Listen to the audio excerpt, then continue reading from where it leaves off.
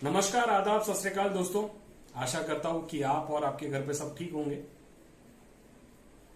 हर एक रिलीजन में या फिर कोई ना कोई घर में एक ऐसा लड़का या लड़की होती है जिनको सोशल सर्विस एजुकेशन को बूस्ट करना अपने इंडिया में, या फिर जो ट्राइबल्स है इंडिया के, जो इतने छोटे छोटे गांव को डेवलप करना और उनको एजुकेशन देना ताकि उनका जो लाइफ है वो एक नॉर्मल इंसान की तरह लाइफ रहे, ना ही वो बेसिक नीड्स को लेके अपने जिंदगी में स्ट्रगल करते रहे। ऐसे कई लड़का लड़की जो हेल्प करना चाहते हैं ऐसे लोगों को। ऐसी एक कहानी है जिसका नाम है रानी मरिया, जो कि एक क्रिश्चियन नन थी वो, और उनको ही बचपन से हमेशा शौक था कि वो हमेशा एक ऐसे ट्राइबल एरिया में जाए जहां पे वो गरीब लोगों की मदद कर सके, जहां पे वो उनको एजुकेशन दे सके। और उनकी जो पोस्टिंग होती है वो इंदौर के पास एक छोटा सा गांव होता है और वहां पे उनकी पोस्टिंग होती है। और उनका और उनके जो बाकी जो सिस्टर्स या फिर आप नन बोल सकते हैं, उनका सिर्फ लाइफ में एक ही मोटिव था कि वो गांव में जाए, जो भी आदिवासी गांव है वो गांव में जाए, और जो वहां के लोग हैं उनको गवर्नमेंट के स्कीम्स और गवर्नमेंट से जो फैसिलिटीज मिलती है वो उनको प्रोवाइड हो सके टाइम टू टाइम। इंडिया में आज भी ऐसे छोटे गांव है जिनको गवर्नमेंट्स के जो स्कीम होते हैं, गवर्नमेंट्स के जो लोन्स होते हैं जो उनको फाइनेंशियली हेल्प कर सकते हैं, वो आज भी उनको नहीं पता। और उनको ये ज्ञान देने वाला या फिर उनको इस चीज की इंफॉर्मेशन देने वाला कोई नहीं होता। तो ऐसे ही नन्स ने रेस्पॉन्सिबिलिटी ली ताकि वो आदिवासी जो गांव है उनको वो हेल्प कर सके। और जब वो गांव में पहुंचे, और उनका सबसे पहला मोटिव ये था कि वो एजुकेशन दे बच्चों को, ताकि बच्चे जो भी पढ़े वो उनके लाइफ में यूजफुल हो और उनका जो फैमिली है वो थोड़ा सा डेवलप्ड हो। आपने वो कहावत या फिर वो लाइन सुनी होंगी कि अगर घर में एक भी इंसान अगर अच्छे से पढ़ ले तो पूरा घर उसका बस जाता है। तो उनका भी ये मोटिव था कि वहां के जो यंगस्टर्स है, वहां के जो बच्चे हैं, उनको एजुकेशन देना बहुत ही इंपॉर्टेंट है। और जब वो ट्राइबल एरिया में गए और जब उन लोग को पता चला कि इन लोग की जो फाइनेंशियल कंडीशन है ये बहुत ही लो है, इनके ना बेसिक नीड्स भी पूरे नहीं हो पाते, और इनको हमेशा ठेकेदार या फिर जो सेठ लोग बोलते हैं उनसे पैसे उधार लेने पड़ते हैं और अपना रोजी रोटी या फिर उनके लिए जिंदगी भर काम करते रहना पड़ता है ताकि वो लोन नहीं चुका पाते। और ऐसे कितने ठेकेदार या फिर आप सेठ लोग बोल लो, लैंडलॉर्ड थे उन लोग, क्योंकि वहां के जो ट्राइबल एरिया के जो लोग थे उनको पढ़ना लिखना नहीं आता था, उनको नहीं पता था कि हिसाब कैसे होता है, या फिर अगर मैं 50,000 लोन ले रहा हूं तो उसके ऊपर कितना इंटरेस्ट लगता है और मुझे कितना देना चाहिए। और वो सालों साल 50,000 का इंटरेस्ट या फिर अपना जो लोन है जो लैंडलॉर्ड से लेते थे वो पे करते रहते थे। और जब ये नन्स लोग को पता चली तो वो उसी पे लोगों को एजुकेटेड करते रहे कि तुम जो पैसे दे रहे हो ठेकेदार को या फिर कोई लैंडलॉर्ड को, ये जो है ये पूरा स्कैम है इन लोग का, ताकि वो हमेशा जिंदगी भर जो ट्राइबल लोग हैं वो लैंडलॉर्ड के लिए काम करते रहे। और इसी एजुकेशन के कारण, और वो जो एरिया था वहां पे ढंग से ना पानी आता था, ना ही वहां पे रास्ते थे, तो जो नन्स थे उन्होंने वहां पे बोरिंग खोदा, वहां पे एक वाटर टैंक लगाया ताकि टाइम टू टाइम वहां के जो लोग हैं वहां पे उनको समय पे पानी मिल सके। आप सोच सकते हैं जिंदगी में कुछ भी ना हो अपने पास, ना ही गाड़ी घोड़ा ना ही बंगला, लेकिन पीने के लिए पानी और खाने के लिए खाना ना मिले तो ऐसा लगता है कि ये क्या जिंदगी है। समझ रहे हो आप? अगर मैं एक इंसान हूं तो मेरे अलग ख्वाहिश है, लेकिन इस दुनिया में ऐसे भी लोग हैं जिनको सिर्फ टाइम टू टाइम पानी और खाना चाहिए। अगर वो भी ना मिले एक इंसान को, मतलब ये बहुत ही सोचने वाली बात है और बहुत ही डिस्टर्बिंग बात है कि एक इंसान को ये भी चीज नहीं मिल पाती जैसे हम जैसे लोगों को ये, या फिर आप जैसे लोगों को ये बहुत एक्स्ट्रा में मिल चुकी है, तो हमें इसकी कीमत नहीं पता होगी। और तो ऐसे ही सिस्टर्स लोग ने स्टेप बाय स्टेप वो ट्राइबल एरिया जो भी विलेज है उसको डेवलप करना स्टार्ट किया, जो कि इंदौर के पास था। और जो लैंडलॉर्ड्स है वो हो गए गुस्सा कि ऐसे कौन लोग हैं जो उनके एरिया में आते हैं, उनके जो लेबरर्स है उनको उन लोग फैसिलिटीज प्रोवाइड कर रहे हैं या फिर एजुकेशन दे रहे हैं।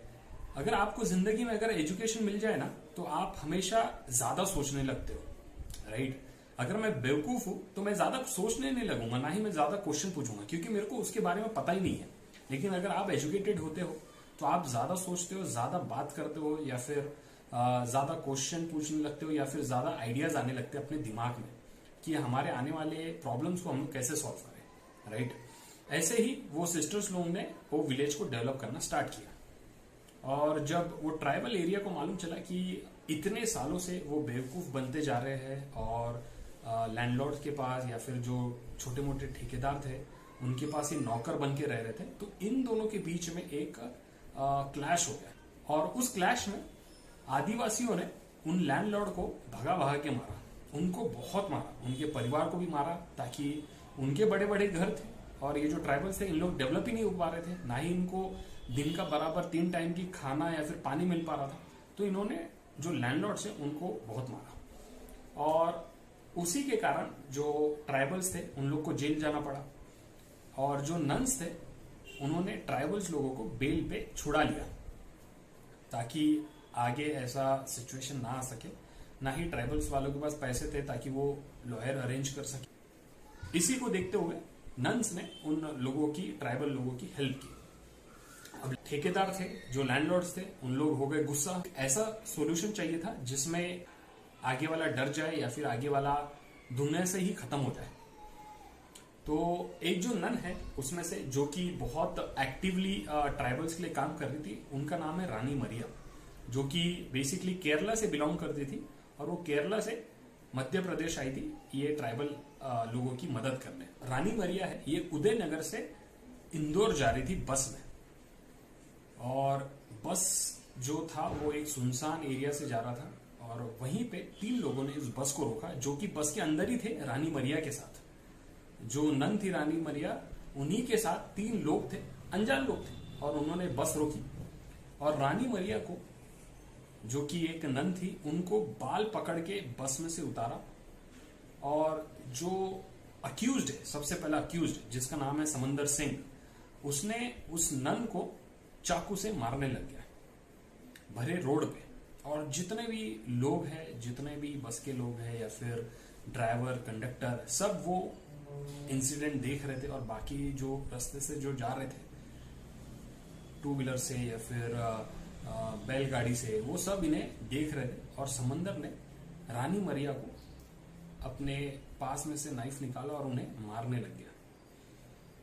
और उस टाइम पे वो इतना पागल था, इतना गुस्से में था, उसने रानी मरिया के ऊपर ना दया की, ना ही किसी को देखा। उसने सिर्फ, उसका एक मोटिव था या फिर उसके दिमाग में सिर्फ एक ही बात चल रही थी, रानी मरिया को जिंदा नहीं छोड़ना है। और जब वो रानी मरिया को मारते गया और कुछ देर बाद वो वहां से समंदर सिंह और उसके 2 लोग हैं जिनका नाम है जीवन और धर्मेंद्र, ये 3 लोग थे, 3 अक्यूज है। और सबसे मेन अक्यूज है धर्मेंद्र सिंह। और ये तीनों वहां से चले गए।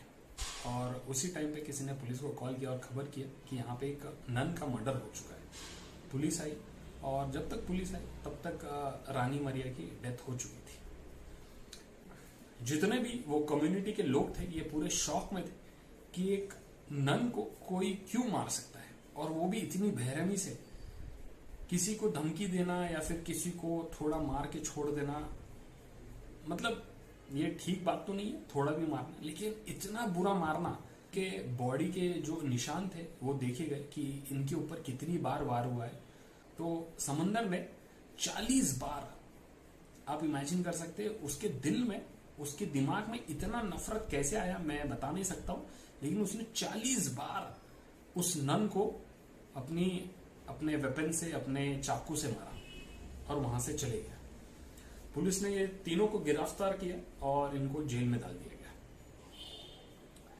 जितना भी मातम था ये पूरा देश देख रहा था क्योंकि उस टाइम पे ये जो घटना है ये 1995 की है, करीबन 30 साल हो चुके हैं इस घटना को। और उस टाइम पे भी ये जो कम्युनिटी है नन्स की, ये इतना शॉक थी और ये इतना डिस्टर्ब थी कि इतना गुस्सा कैसे आ सकता है। रानी मरिया के परिवार को बुलाया गया, उनकी मम्मी और उनके भाई को बुलाया गया और उनका रो रो के बहुत ही बुरा हाल था। 2001 या 2000 के बीच में रानी मरिया की जो फैमिली होती है वो जेल में जाते हैं समंदर सिंह से मिलने, और वो होता है राखी का दिन।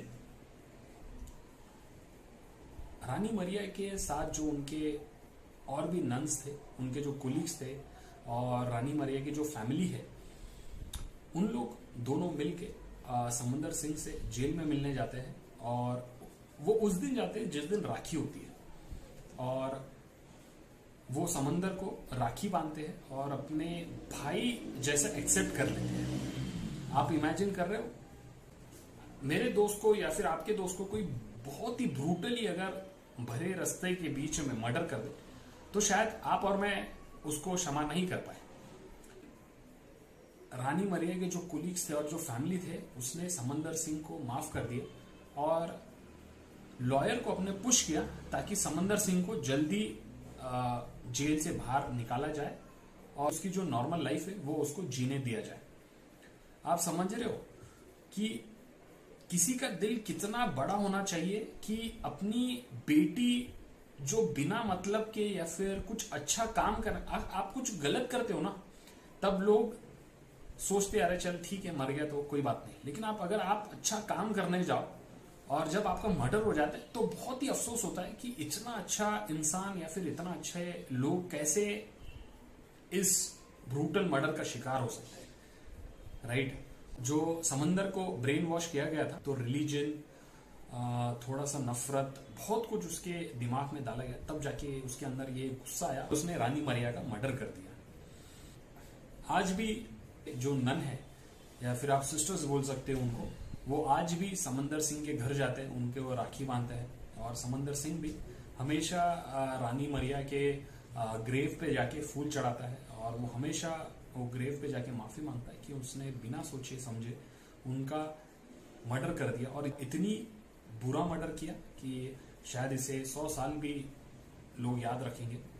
तो इस एपिसोड का मेरा यही मोटिव था कि आपके साथ भी अगर कभी बुरा हो जाए तो आप एक बात ध्यान में रखना कि जो क्षमा करता है ना, वो मतलब सिचुएशन को बहुत ही प्यार और बहुत ही मोहब्बत से हैंडल कर लेता है। क्योंकि अपने इंडिया में या फिर हमारे पड़ोसी मुल्क में जब भी एक मर्डर हो जाता है कोई भी रिलीजियंस को लेके, उसको सिर्फ 2 मिनट लगते हैं कम्युनल राइट्स बनाने के लिए। अगर आप उस अक्यूज्ड को क्षमा कर देते हो तो शायद उसके दिल में एक प्यार की भावना है और ये जो सिचुएशन है ये बहुत ही शांति से निपट जाए। मैंने कई लोगों को देखा है जो